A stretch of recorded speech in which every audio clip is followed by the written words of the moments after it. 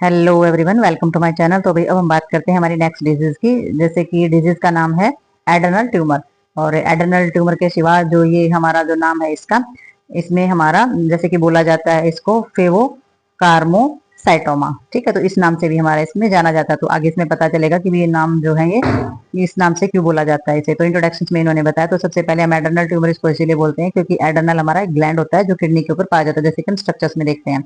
ठीक है, तो ये हमारी किडनी है दोनों, और किडनी के ऊपर हमारा जो किडनी है ये हमारा किडनी का पार्ट है। किडनी के ऊपर ही हमारा जो है एड्रेनल ग्लैंड्स है, और एड्रेनल ग्लैंड्स के ऊपर जो ये हमारी अब नॉर्मल ग्रोथ देख रहे हैं आप, ये है हमारी ट्यूमर। तो इसमें जैसे कि बताया गया हमारा जो ट्यूमर्स है उसकी जो शुरुआत होती है, तो ये कब होती है, जब हमारे हेल्दी सेल्स जो होते हैं वो हमारे जब जिनके अंदर चेंज होता है, जब वो ग्रो करते हैं आउट ऑफ कंट्रोल, यानी कि जब सेल्स की जो आउट ऑफ कंट्रोल ग्रोथ होती है, अब नॉर्मल जो ग्रोथ होती है, तो ये मास जो है वो फॉर्मिंग्स हो जाता है यहाँ पर, यानी कि मास जो है वो बन जाता है। तो ये ट्यूमर जो है हमारा जो है कैंसर की शुरुआत इससे हो जाती है।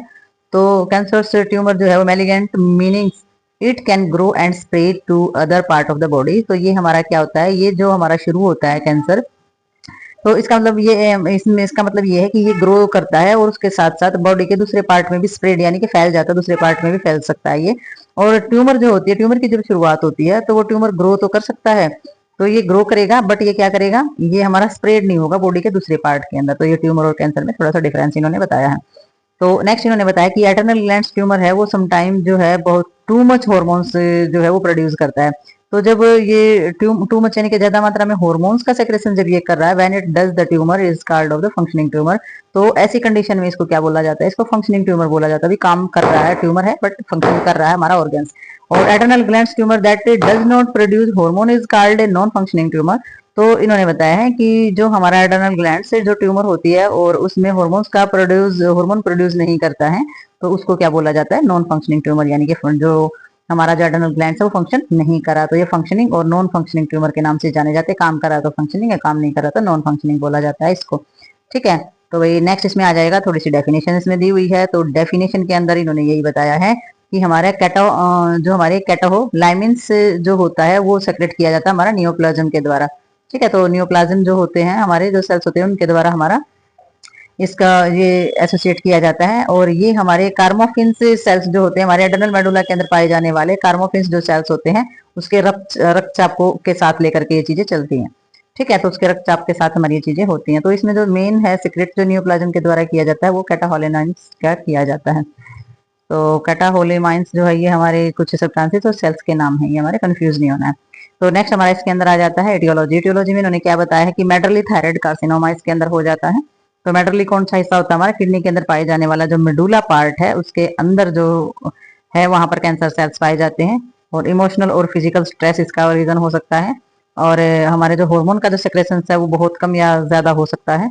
और पैराथायराइड हमारा हाइपरप्लेसिया हो सकता है, पैराथायराइड ग्लैंड्स के अंदर कोई भी अब्नॉर्मलिटी हो सकती है, और जनरल सामान्य जो कारण है वो भी हमारे हो सकते हैं इसके।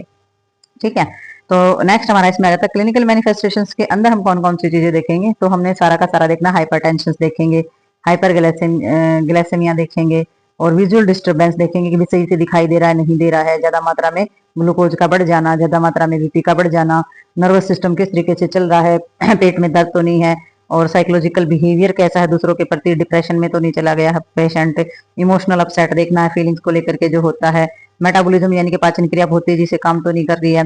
ठीक है, और सर में दर्द तो नहीं हो रहा है, पोलर यानी कि फेस पीला हो जाना, फ्लशिंग तो नहीं हो गया है, ब्लड ग्लूकोज लेवल का ज्यादा बढ़ जाना, यूरिन की मात्रा, यूरिन पास आउट का या यूरिन की मात्रा ज्यादा बढ़ जाना, ब्लड प्रेशर का बहुत ज्यादा बढ़ जाना, और एलर्जिक रिएक्शन। तो ये सारी की सारी चीजें जो है ये क्लिनिकल मैनिफेस्टेशंस के अंदर देखी जाती हैं।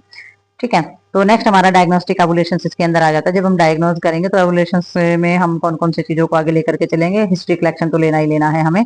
और कोलाइंडिन जो सुप्रेशन टेस्ट होते हैं वो हमारे किए जाएंगे सारे के सारे। तो कोलाइंडिन यानी कि हमारे सारी चीजों से रिलेटेड जो हमारे टेस्ट होते हैं, सुप्रेशन टेस्ट होते हैं, वो किए जाएंगे। ये अब जो जितने भी टेस्ट हैं उनकी पहले भी डिटेल में चीजें बताई जा चुकी हैं, इनकी हिंदी जो होती है बताई जा चुकी है। और इसमें हमारे साइकेट्रिक ग्राफ जो हमारे टेस्ट होते हैं, एमआईबीजी जो टेस्ट होते हैं वो कराए जाते हैं। हमारे नेफ्रेंस जो नेफ्रॉन से रिलेटेड टेस्ट हैं, फिजिकल एग्जामिनेशन कराया जाएगा, सिटी स्कैन, एमआरआई और सीबीसी। तो ये हमारे टेस्ट हैं, ये शुरू से ही हमारे यही टेस्ट बार बार के नाम चल रहे हैं, जो हम भी हमारा जैसे किडनी की जो भी प्रॉब्लम होती है उसके अंदर सारे के सारे टेस्ट के नाम हमारे आ जाते हैं। ठीक है, तो ये हमारी सारे के सारे स्क्रीनिंग टेस्ट होते हैं। और ये हमारे नेफ्रॉन से संबंधित होते हैं सारे। सीटी स्कैन एमआरआई तो बार बार आता ही वैसे भी, और ये हमारी काउंट होता है सीबीएसई काउंट जो हमारे होती हैं वो, ठीक है। और ये हमारी हो जाती है कोलिनडाइन सुप्रेसिव, यानी कि हमारी कोलन वगैरह जो हमारी इंटेस्टाइन या आंतों में किसी प्रकार का जो जो जो सप्रेशन होता है, तो वो टेस्ट सारी की सारी चीजें की जाती है हमारी इसके अंदर। तो नेक्स्ट देखेंगे हम इसके अंदर। नेक्स्ट हमारे इसके अंदर आ जाती है मेडिकल मैनेजमेंट। तो मैनेजमेंट में सबसे पहले मेडिकल मैनेजमेंट ही आती है, और मेडिकल मैनेजमेंट के अंदर आते हैं ड्रग्स वगैरह जो कि ट्रीटमेंटल चीजें होती हैं। तो ड्रग्स के नाम थोड़े से डिफिकल्ट आपको लगेंगे, तो थोड़ा सा ध्यान से आपने करने हैं इसमें। अल्फा एड्रेनर्जिक ब्लॉकर एजेंट है, पहले वो इसमें दिए जाते हैं। तो ब्लॉकिंग एजेंट के अंदर हमारा फेनाटोलामिन्स हो जाता है, या फिर फेना एक्सोबेंजाइमिन्स हो जाता है, HCl यानी कि हमारा हाइड्रोक्लोरिक जो हमारा चीजें होती हैं। तो इसमें एक्शन क्या लेंगे, इनहिबिटर होते हैं effect of the catecholamines of blood pressure. तो ये हमारा ब्लड प्रेशर की जो चीजें होती हैं उसको सही करने का काम करता है। तो ये इसका एक्शन होता है। जो भी हमारे ड्रग्स है वो काम क्या करते हैं वो बता रखा है इसने, ठीक है। कैटाकोलोनामाइंस से जो हमारे वो सिंथेसिस होते हैं, या सिंथेसिस का काम करते हैं हमारे, ठीक है। सिंथेसिस का मतलब होता है हमारी बॉडी में जो मैकेनिज्म होते हैं उसके अंदर जो सिंथेसिस होता है।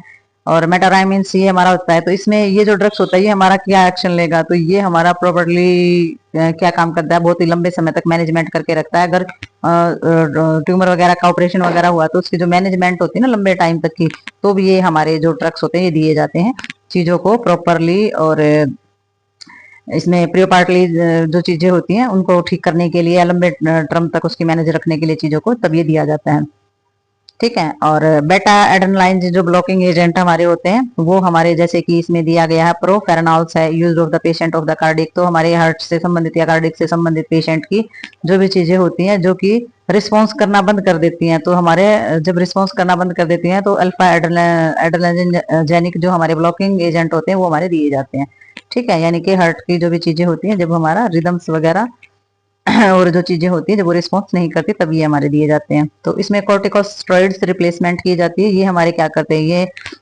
इनसफिशियंसी जो एड्रेनल की जो इनसफिशियंसी होती है, यानी कि उसकी जो चीजों में कमी आ जाती है, तो उसे रोकने का काम करती है।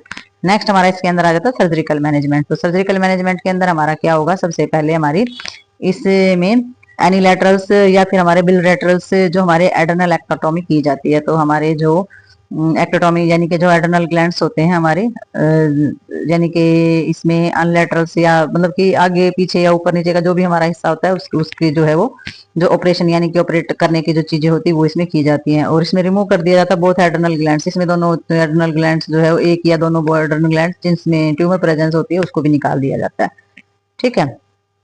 और इसके इसके अंदर हमारा जो किया जाता है ये हमारा ऊपर नीचे जो उसके आसपास की जो चीजें होती है उसको किया जाता है। और इसमें क्या होता है, इसमें पूरा का पूरा एड्रेनल ग्लैंड से पे जो ट्यूमर प्रेजेंट है उसी को रिमूव कर दिया जाता है।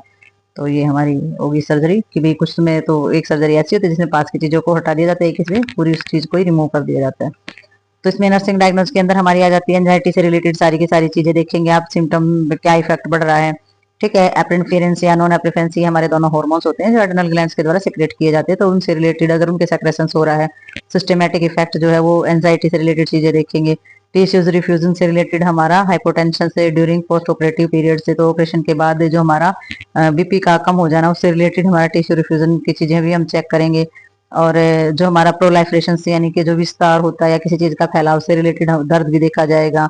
और हमारे जो पर्सनैलिटी से रिलेटेड, पर्सनैलिटी में जो कमी आ जाती है उससे रिलेटेड जो डेवलपमेंट है और क्लिनिकल फीचर है वो भी आप चेक करेंगे। कॉम्प्लिकेशंस क्या आ जाएगा इसमें, मेटासिस ऑफ ट्यूमर, यानी कि मेटासिस ऑफ ट्यूमर यानी कि ट्यूमर का बहुत ज्यादा मात्रा में कैंसर के ट्यूमर के जो सेल्स होते हैं उनका बढ़ जाना। तो ये हमारी मेटासिस जो है वो समस्या हो जाती है, यानी कि एक तरीके का हमारा जो ट्यूमर है उसका फैलाव होना स्टार्ट हो जाता है, ठीक है। तो ये हमारे डिजीज होते हैं कंप्लीट। तो मिलते हैं नई डिजीज में और नए टॉपिक में, तब तक के लिए बाय बाय।